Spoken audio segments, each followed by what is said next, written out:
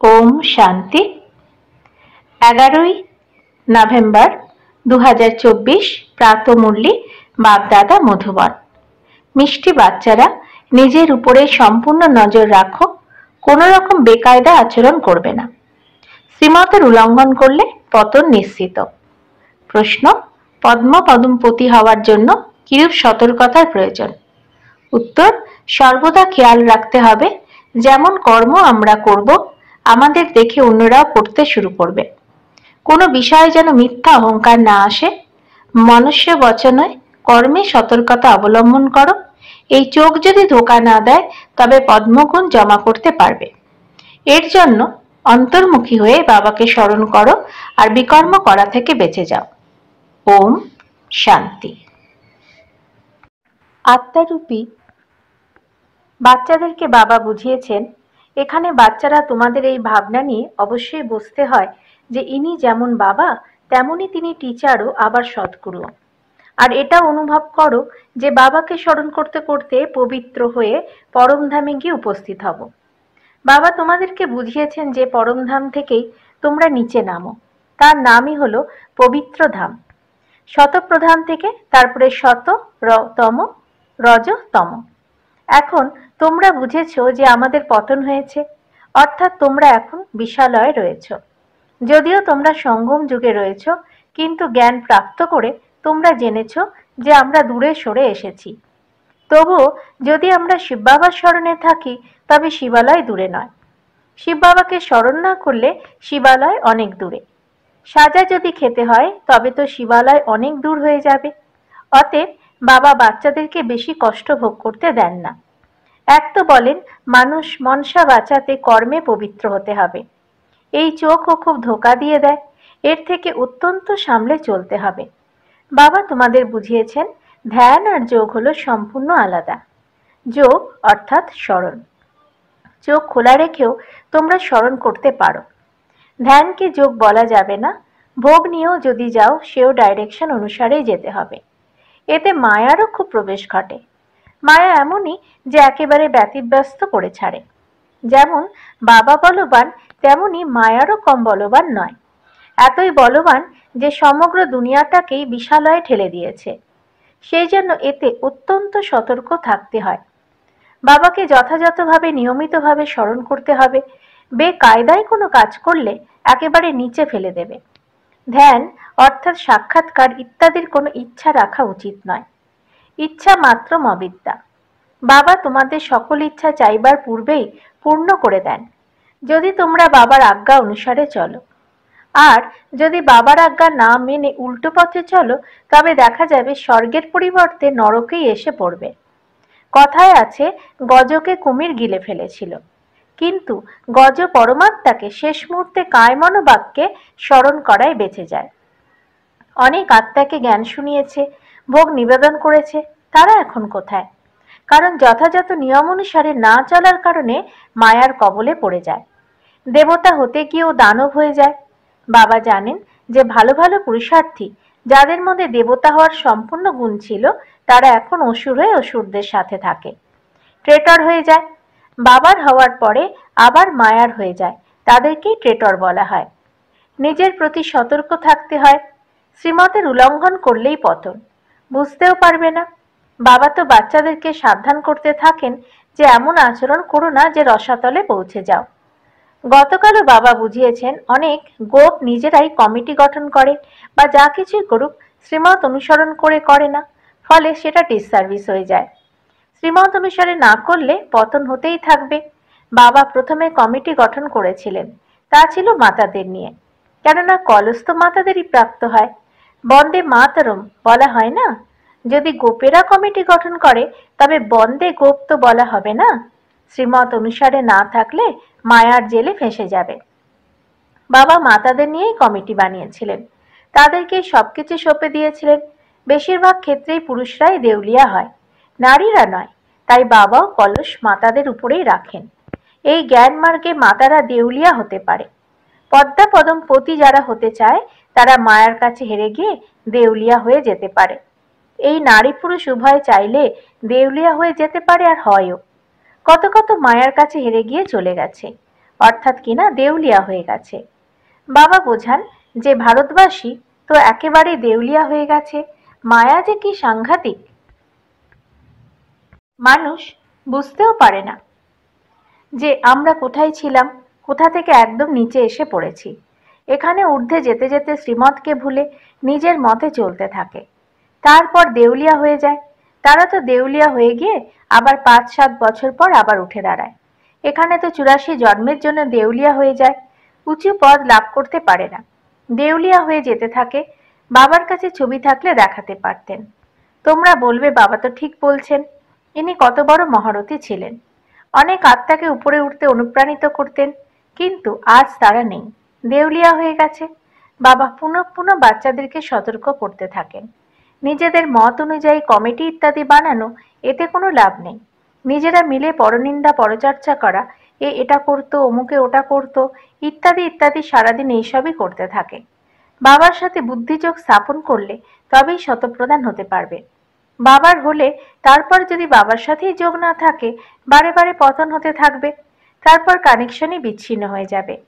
Link যদি বিচ্ছিন্ন হয় তাতে ঘাবড়ানো উচিত নয়। মায়া আমাকে কেন এত বিরক্ত করে? বারংবার চেষ্টা করে বাবার সাথে লিঙ্ক জোড়া উচিত, নইলে ব্যাটারি চার্জ হবে কিভাবে? বিকর্ম হলে ব্যাটারি ডিসচার্জ হয়ে যায়। যজ্ঞের প্রারম্ভিক কালে কত কত জন এসে বাবার হয়েছিল, ভাট্টিতে এসেছিল, তারা আজ কোথায়? তাদের পতন ঘটেছে, কারণ পুরনো দুনিয়ার কথাই মনে পড়ে গেছে। এখন বাবা তোমাদেরকে বলেন, আমি তোমাদের অসীমের বৈরাগ্য প্রদান করি। এই পুরনো দুনিয়ার প্রতি হৃদয় দিও না, হৃদয় যদি দিতে হয় স্বর্গের প্রতি স্থাপন করো।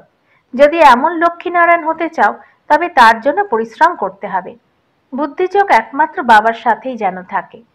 পুরনো দুনিয়ার প্রতি বৈরাগ্য। সুখধাম আর শান্তিধামকে স্মরণ করো। যতটা সম্ভব উঠতে বসতে চলতে ফিরতে বাবাকে স্মরণ করো। এটা তো একেবারেই সহজ।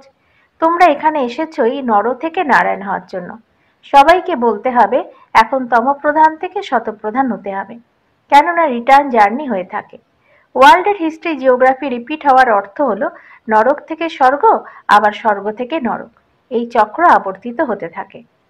বাবা বলছেন এখানে সদর্শন চক্রধারী হয়ে বসো। একথা স্মরণ করে বসো যে আমরা কতবার এই চক্র পরিক্রমণ করেছি। এখন পুনরায় দেবতা হতে চলেছি। এই দুনিয়ার কেউ এই রহস্যটিকে বুঝতে পারে না। এই জ্ঞান দেবতাদেরও নেই, তারা তো হলোই পবিত্র। তাদের মধ্যে তো জ্ঞানই নেই যে শঙ্খধ্বনি করবে। তারা হলেন পবিত্র, তাদের হাতে এই সব দেওয়ার প্রয়োজন নেই। সিম্বল হাতে দেওয়ার প্রয়োজন তখনই পড়ে যখন দুটোই একসাথে থাকে, জ্ঞান ও যোগ।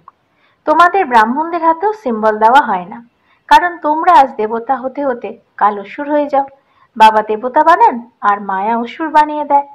বাবা যখন বোঝান তখনই জানতে পারা যায় যে সত্যি সত্যি আমাদের অবস্থার পতন ঘটেছে। কত কত জন শিব বাবার খাজানায় জমা করবার পরে সেগুলো আবার ফেরত চেয়ে অসুর হয়ে যায়। এর পিছনে কারণই হলো যোগ একেবারেই কম। যোগের দ্বারাই পবিত্র হতে হবে। আহ্বানও করে থাকে বাবাকে, বাবা এসো, আমাদের পতিত থেকে পবিত্র বানাও, যাতে আমরা স্বর্গে যেতে পারি। স্মরণের যাত্রাই হলো পবিত্র হয়ে উচ্চ পদ প্রাপ্ত করার জন্য। যাদের মৃত্যু হয় তাও তারা যেটুকু শুনেছে তাতে শিবালয় অবশ্যই যাবে। তা পদ যেমনই পাক, একবার স্মরণ করলে স্বর্গে অবশ্যই যাবে। উঁচু পদ হয়তো পাবে না, স্বর্গের নাম শুনে তো আনন্দ হওয়ার কথা। ফেল করে পাই পয়সার পথ পেলাম, এতে খুশি থাকা উচিত নয়। ফিলিংস তো আসবেই, যতই হোক আমি চাকর। পরে তোমাদের সব সাক্ষাৎকার হবে কে কি হবে, আমাদের দ্বারা কি কি বিকর্ম হয়েছে, যার ফলে এমন পরিণতি হয়েছে। আমি তবে মহারানী কি হব না? পদে পদে সাবধানে পা ফেললে তোমরা পদ্ম পদম পতি হতে পারো। মন্দিরে দেবতাদের চরণে চিহ্ন রাখা হয়, একের সাথে অন্যের পদমর্যাদার তফাৎ হয়ে যায়। বর্তমানে যারা ক্ষমতার গদিতে বসে তাদের কতই না রাজকীয়তা, তাও কেবল অল্পকালের জন্য। চিরকালের জন্য তো রাজা হতে পারবে না। অতএব বাবা এখন বলেন, তোমরা যদি লক্ষ্মীনারায়ণ হতে চাও তবে পুরুষার্থ তেমনই চাই। আমরা কতটা অন্যদের কল্যাণ করি, অন্তর্মুখী হয়ে কতটা সময় বাবার স্মরণে থাকি। এখন আমরা যাচ্ছি আমাদের সুইট হোমে, আবার আসবো সুখধামে। এই সব জ্ঞানের মন্থন যেন ভিতরে চলতে থাকে। বাবার মধ্যে জ্ঞান ও যোগ দুই রয়েছে, তোমাদের মধ্যেও তাই থাকা উচিত। তোমরা জানো বাবা আমাদের পড়ান, তাহলে জ্ঞানও হলো আর স্মরণও হলো। জ্ঞান আর যোগ একসাথে চলে। এমন নয় যে যোগে বসলে বাবাকে স্মরণ করছো অথচ নলেজ ভুলে গেছো। বাবা যোগ শেখান, তো নলেজ ভুলে যান নাকি? সমগ্র নলেজ ওনার মধ্যেই থাকে। বাচ্চারা, তোমাদের মধ্যেও নলেজ থাকা উচিত। পঠন পাঠন অবশ্যই করতে হবে। যেমন কর্ম আমি করব, আমাকে দেখে অন্যরাও করবে। আমি মুরলি না পড়লে অন্যরাও পড়বে না। মিথ্যা অহংকার এসে গেলে মায়া সাথে সাথে আক্রমণ করে বসবে। কদমে কদমে বাবার শ্রীমত নিতে হবে, নচেত কিছু না কিছু বিকর্ম হয়ে যাবে। অনেক বাচ্চাই ভুল করার পর বাবাকে বলে না, ফলে নিজেরই ক্ষতি করে বসে। গাফিলতি হলে মায়া থাপ্পড় লাগিয়ে দেয়, ওয়ার্থ নটে পেনি বানিয়ে দেয়। অহংকার এলে মায়া অনেক বিকর্ম করাতে থাকে। বাবা কি কখনো বলেছেন যে এমন এমন কমিটি বানাও? কমিটিতে অবশ্যই দুই একজন সুবুদ্ধি সম্পন্ন কন্যাদের রাখতে হবে, যাদের মতানুসারে অগ্রচালিত হতে হবে। কলস তো লক্ষ্মীর হাতে রাখা হয়, তাই না? গাওয়াও হয় অমৃত পান করানো হচ্ছিল। কোথা থেকে আবার সেই যজ্ঞে বিঘ্নও চলে আসতো। নানানভাবে বিঘ্ন আসে। সারাদিন তারাই পরনিন্দা পরচর্চা করতে থাকে। এসব হলো অত্যন্ত খারাপ। যা কিছুই হবে বাবাকে অবশ্যই রিপোর্ট করতে হবে। সংশোধন করে দেওয়ার জন্য সে একজনই রয়েছেন। তোমরা আইন নিজেদের হাতে তুলে নেবে না। তোমরা বাবার স্মরণে থাকো, সবাইকে বাবার পরিচয় দিতে থাকো, তবেই এমন হতে পারবে। মায়া বড়ই কড়া, কাউকে ছাড়ে না। সবসময় বাবাকে সমাচার লেখা উচিত, বাবার কাছ থেকে সবসময় ডাইরেকশন নেওয়া উচিত। এমনিতে তো ডাইরেকশন তো তোমরা পেয়েই থাকো। তখন তোমরা বুঝতে পারো যে বাবা তো নিজেই আমাকে এই বিষয়ে বুঝিয়ে দিলেন। বাবা তো অন্তর্যামী, বাবা কিছু বলেন না। বাবা বলেন আমি তো তোমাদের পড়াই, এতে অন্তর্যামী হওয়ার কোনো ব্যাপার নেই। তবে হ্যাঁ, এটা জানি যে এরা সবাই হলো আমার সন্তান। প্রত্যেকটি শরীরের ভিতরে আমার বাচ্চারা রয়েছে। তবে এই কথা কখনোই ঠিক নয় যে বাবা সবার মধ্যে বিরাজমান। মানুষ তো উল্টো বুঝে নেয়। বাবা বলেন আমি জানি সকলে নিজ ভ্রুকুটিরূপে সিংহাসনে বিরাজমান। এটা তো একেবারেই সহজ ব্যাপার।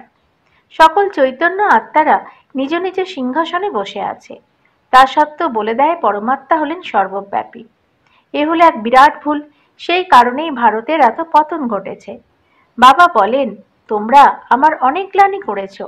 যিনি তোমাদের বিশ্বের মালিক বানান তাকেই তোমরা অপমান করেছ, গালি দিয়েছ। সেই কারণেই বাবা বলেন যদা যদা হি। বাইরের লোকেরা এই সর্বব্যাপীর জ্ঞান ভারতবাসীর থেকেই শেখে। যেমন ভারতীয়রা তাদের থেকে কারিগরি বা শিল্প কৌশল শেখে, তারা আবার উল্টোটা শেখে। তোমাদের তো কেবল একমাত্র বাবাকে স্মরণ করতে হবে আর বাবার পরিচয় সবাইকে দিতে হবে। তোমরা হলে অন্ধের লাঠি, লাঠির সাহায্যে পথ দেখানো হয়, তাই না? আচ্ছা, মিষ্টি মিষ্টি হারানিধি বাচ্চাদের প্রতি মাতা পিতা বাপদাদা স্মরণের স্নেহ সুমন আর সুপ্রভাত। আত্মাদের পিতা তার আত্মারূপী বাচ্চাদেরকে জানাচ্ছেন নমস্কার। আমাদেরও বাপদাদাকে ধন্যবাদ। নমস্কার। ধারণার জন্য মুখ্য সার: 1. বাবার আজ্ঞা অনুসারে প্রতিটি কাজ করতে হবে। কখনোই যেন শ্রীমতের উল্লঙ্ঘন না হয়, তবেই সকল মনোকামনা প্রার্থনার পূর্বে পূরণ হয়ে যাবে। ধ্যান বা সাক্ষাতের ইচ্ছা রাখবে না, ইচ্ছা মাত্র মবিদ্যা হতে হবে। 2. নিজেরা মিলে পরনিন্দা পরচর্চা করবে না, অন্তর্মুখী হয়ে নিজেকে যাচাই করতে হবে যে আমি বাবার স্মরণে কতটা সময় থাকি, ভিতরে ভিতরে কি জ্ঞানের মন্থন চলতে থাকে। বরদান: প্রত্যেক আত্মার সম্বন্ধ সম্পর্কে এসে সবাইকে দান দিয়ে মহাদানী বরদানী ভব। সারাদিনে যে সমস্ত আত্মা সম্বন্ধ সম্পর্কে আসে তাদেরকে কোনো না কোনো শক্তির, জ্ঞানের, গুণের দান করো। তোমাদের কাছে জ্ঞানের খাজানাও আছে, তো শক্তি আর গুণের খাজানাও আছে। তো কোনো দিন কাউকে কিছু দান না করে থাকবে না, তবেই বলা হবে মহাদানী। 2. দান শব্দের আধ্যাত্মিক অর্থ হলো সহযোগ দেওয়া। তো নিজের শ্রেষ্ঠ স্থিতির বায়ুমণ্ডল দ্বারা আর নিজের বৃত্তির ভাইব্রেশন দ্বারা প্রত্যেক আত্মাকে সহযোগ দাও, তখন বলা হবে বরদানী। স্লোগান: যারা বাপদাদা আর পরিবারের সন্নিকটে থাকে তাদের চেহারায় সন্তুষ্টতা, আত্মিকতা আর প্রসন্নতা স্মিত হাসি লেগে থাকে। ওম শান্তি।